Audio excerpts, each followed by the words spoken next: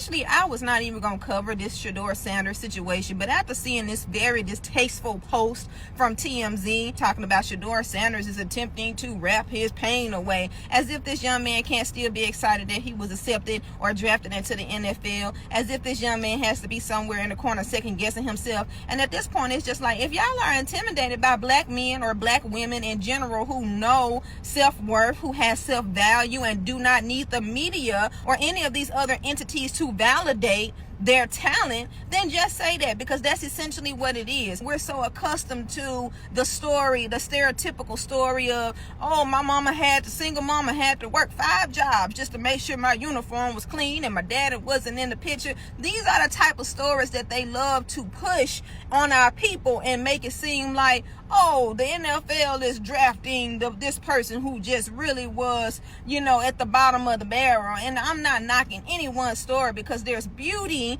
in the struggle, okay? There's beauty in the struggle, and that there's no problem with that. But what happens when you have talent and you have someone who doesn't fit into these stereotypical molds? This is what you see. Any takes talking about he's, cocky and he's entitled. He's not cocky. He's not entitled. This is a young man in his 20s who all he knows is a certain way of life, and he does not need the media or fans to validate his talent.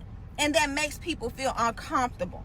It's uncomfortable for people when they don't need you to tell them how good they are. They've been hearing it for their whole life. You have leverage over a person when they come from nothing and they don't have no guidance. They don't have no strong male figure. You could get that person to do anything. You could get that person to accept anything. And like I said, it's beauty in the struggle. But what we're not going to do is demonize a young man who comes from stability and not from dysfunction, and that makes people feel uncomfortable. That makes people want to say, oh, he's cocky and he's entitled. He don't need your money. He just want to play ball.